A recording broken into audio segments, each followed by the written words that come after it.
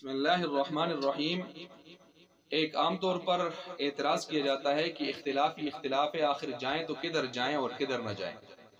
چنانچہ اسلامی تعلیمات سے لوگ اپنی جان چھڑانے کے لیے، دل بہلانے کے لیے جو ہیلے اور ہیل و حجت کرتے ہیں، چترے پترے کرتے ہیں، ان میں ایک یہ بھی ہے کہ اختلاف بہت زیادہ ہے، ہم کدھر جائیں۔ اس کے چند جوابات میں آپ کے سامنے رکھ رہا ہوں۔ جواب نمبر ایک یہ ہے کہ ایک شخص جس کو کوئی چیز خریدنی ہوتی ہے، بازار میں جاتا ہے اور اس کو اس چیز کے بارے میں کوئی پتہ نہیں ہوتا، لیکن اس کو جستجو ہوتی ہے کہ میں نے چونکہ مال لگانا ہے، چیز خریدنی ہے، استعمال کرنی ہے، تو مال لگانا ہے تو اچھی چیز مجھے ملے، نقصان نہ ہو مجھے کسی قسم کا۔ تو اب وہ جستجو کے ساتھ جاتا ہے، تو صرف آدھے گھنٹے میں جب واپس آتا ہے تو اسے ہم پوچھتے ہیں تو وہ بتاتا ہے کہ اس چیز کی اس مارکیٹ میں 5، 8، 10 مختلف کیٹیگریاں ہیں اور فلاں فلاں ملکوں کی چیز مل رہی ہے اور اس کی اتنی اتنی قیمت ہے اور یہ اس کی کوالٹیاں ہیں۔ ہر چیز کا اس کو خاصیت خصوصیات کا بھی پتہ ہوتا ہے، ریٹس کا بھی پتہ ہوتا ہے۔ تو آدھے گھنٹے میں اگر ایک چیز کی 10 نسلیں وہ معلوم کر لیتا ہے، سوال یہ پیدا ہوتا ہے کہ یہ شخص دین کے حوالے سے اتنا نابلد اور ناواقف اور ناشنا کیوں ہے کہ جس نے 50، 60، 70 سال زندگی گزار لی ہے اور قبروں کو پہنچ گئے ہیں یہ، لیکن اس بیچارے کو یہ پتہ نہیں چل سکا کہ حق کیا ہے اور حق والے کون ہیں۔ تو یقیناً ایسے شخص کو یہ اعتراض کرنے سے پہلے چلو بھر پانی لے کر ڈوب کے مر جانا چاہیے، کیونکہ جب دنیا میں وہ جستجو کر کے آدھے گھنٹے میں 10 نسلیں چیز کی معلوم کر لیتا ہے تو حق اور اہل حق کو پہچاننا کوئی مشکل تو نہیں تھا۔ اگر یہ جستجو کرتا اور طالب بنتا تو کوئی مشکل نہیں تھی۔ جواب نمبر 1 ہوا۔ جواب نمبر 2، دنیا کے کون سے شعبے ہیں کہ جن میں اختلاف نہیں ہے؟ اس طرح تو پھر ساری دنیا کے شعبوں سے سوشل بائیکاٹ کر کے گھر میں بیٹھ جانا چاہیے۔ مثال کے طور پر ایک ہی مریض ہوتا ہے، اس مریض کے حوالے سے ڈاکٹروں کی جو ہے وہ مختلف آراء ہوتی ہیں۔ کوئی ڈاکٹر اس کو فلاں چیز کا مریض بتا رہا ہے، کوئی فلاں چیز کا مریض بتا رہا ہے۔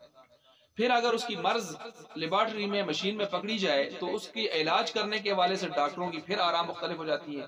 کوئی الگ میڈیسن لکھتا ہے، کوئی دوسرے میڈیسن لکھتا ہے، یہاں تک کہ بسا اوقات ایسے بھی ہوتا ہے کہ میڈیسن ایک استعمال کی اس نے، دوسرے ڈاکٹر کے پاس گیا تو اس نے پہلے ڈاکٹر کو گالیاں بھی دی کہ یہ کس الو کے پٹھے سے آپ نے جو ہے یہ دوائیاں استعمال کی ہیں۔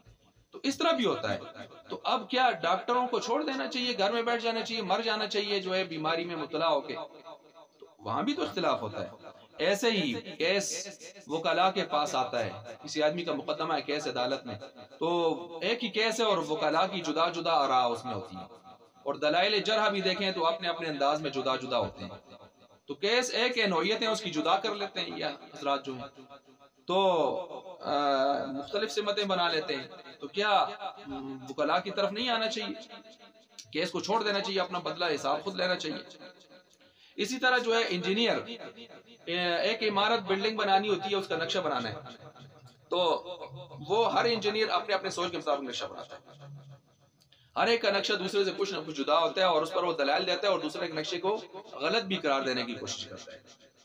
تو کیا انجینئر سے نقشہ نہیں بنوانا چاہیے؟ بس چپ کر کے بیٹھ جانا چاہیے، مکان ہی نہ بنائے انسان؟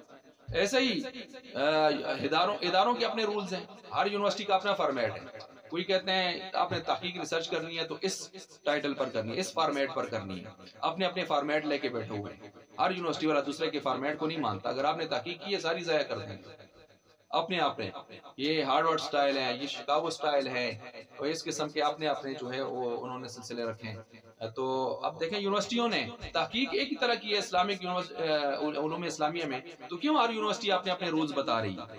یونیورسٹی میں نہیں جانا چاہیے، M Phil P H D وغیرہ نہیں کرنی چاہیے؟ یہ ہوا دوسرا جواب۔ اس طرح کے باقی شعبے بھی آپ دیکھیں، ان میں بھی اس ترتیب چل رہی ہے، اختلاف تو ہے۔ نمبر 3، تیسرا جواب، جو چیزیں اتفاقی ہیں تو یہ اختلاف والے حضرات ان پر تو عمل کر لیں کم از کم۔ مثلا نماز فرض ہے 5 وقت کی، روزہ فرض ہے رمضان کا، اسی طرح عشر واجب ہوتا ہے، فطرانہ واجب ہوتا ہے، رمضان کے روزے فرض ہوتے ہیں، حج فرض ہوتا ہے، زکوٰۃ فرض ہے۔ تو یہ لوگ پھر یہ کام فرض اور واجب جو ہے جن میں دنیا میں کسی مسلمان کا اختلاف ہی نہیں ہے، یہ کیوں نہیں کرتے؟ تو اصل مسئلہ تو یہ نہیں ہوا پھر نا کہ یہ اختلاف ہے، تو جن میں اختلاف نہیں ہے تو اس کو تو لے لینا چاہیے تھا، لیکن یہ خام خواہ کے شیطانی ہیلا چترا پترا کرتے ہیں۔ نمبر 4، آپ علیہ السلام کی ساری پیاری ادائیں اللہ تعالیٰ نے محفوظ کرنی تھی، اس لیے اللہ تعالیٰ نے آپ علیہ السلام کی کبھی ایک عمل میں کئی ادائیں تھیں۔ مثلا آپ نے ہاتھ اٹھاتے ہوئے کانوں تک ہاتھ اٹھائے، نرمے تک، یہاں نیچے تک اٹھائے، کندھے تک اٹھائے، سجدے میں ایسے ہاتھ کہاں کہاں رکھے، تو ایک عمل میں کئی ادائیں بھی آپ کی آ رہی ہیں. اب اللہ تعالیٰ کو اپنے محبوب کی ساری ادائیں محفوظ کرنی تھی، چنانچہ اللہ تعالیٰ نے ان اداؤں کو امت میں بانٹ دی. کوئی امام کو فلاں کو لے رہا ہے، کوئی فلاں کو لے رہا ہے. ہاتھ کہاں باندھنے؟ اوپر پہ باندھنے، نیچے باندھنے، ناف اسی طرح سینے کے اوپر باندھنے کی کمزور روایتیں ہیں. تو روایتیں آ رہی ہیں. اب کوئی سینے پر باندھ رہا ہے، کوئی ناف کے اوپر باندھ رہا ہے، کوئی نیچے باندھ رہا ہے. تو دیکھیں عمل ایک طرح کا ہے، لیکن اس میں یہ اللہ تعالیٰ اپنے نبی کی پیاری اداؤں کو محفوظ کرنا چاہتے تھے. تو اس وجہ سے اب اختلاف علماء نے پیدا نہیں کیا، اختلاف تو روایات میں تھا. ڈبل اس کا مفہوم مراد دیا جا رہا تھا، کچھ آیات کا، کچھ احادیث کا. تو جب مفہوم کے مختلف احتمالات تھے تو فقہاء نے ان کو لیا اپنے اپنے انداز میں دلائل کے ساتھ. تو اصل میں تو اختلاف علماء نے، فقہاء نے تو پیدا تو نہیں کیا. یہ تو پہلے ایسے گنجائش تھی نصوص کے اندر، آیات اور احادیث میں، تو اس گنجائش کو سامنے رکھ کر علماء نے اپنے اپنے انداز میں تکلم فرمایا اور جو ہے دلائل دے کر اس طرف چلے گئے اپنا مسئلہ. اسی طرح نمبر 5، تحقیق اور ریسرچ کی نئی نئی راہیں اس سے کھلتی ہیں.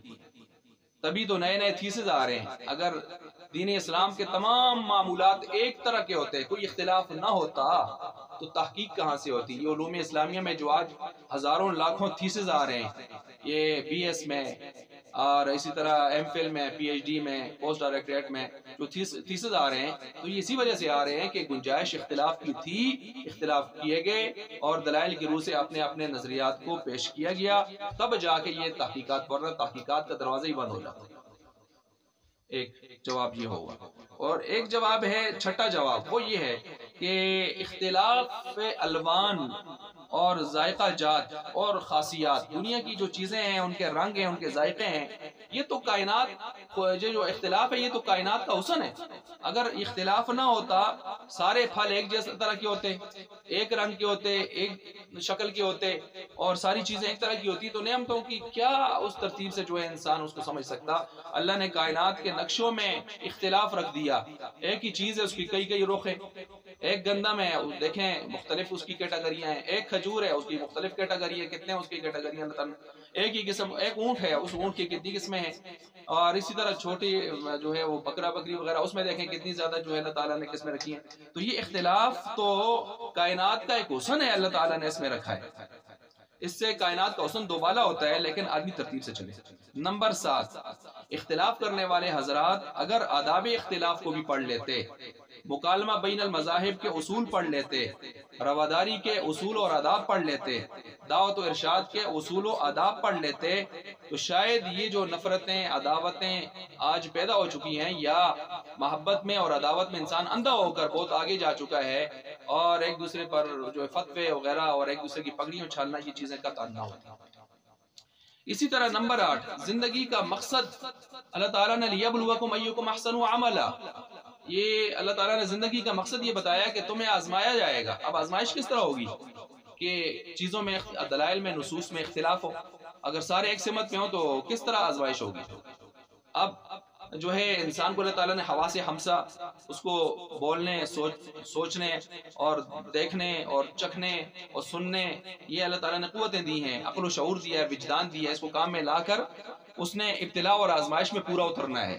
اور اگر یہ اختلاف نہ ہوتے تو ابتلاء کامل یا آزمائش کامل کیسے ہو پاتی؟ نمبر 9، صحابہ اور ائمہ اور فقہاء کے درمیان جو اختلاف ہے، آپ دیکھ سکتے ہیں کہ سینکڑوں ہزاروں مسائل میں ان کے ہاں اختلاف پائے گئے ہیں، لیکن نفرت اور عداوت دور دور تک بھی ان کے قریب نہیں بڑھتی، بلکہ وہ باہم ایک دوسرے کا احترام کرنے والے لوگ تھے. چند مثالیں دیتا ہوں، اس کی تو بے شمار مثالیں ہیں.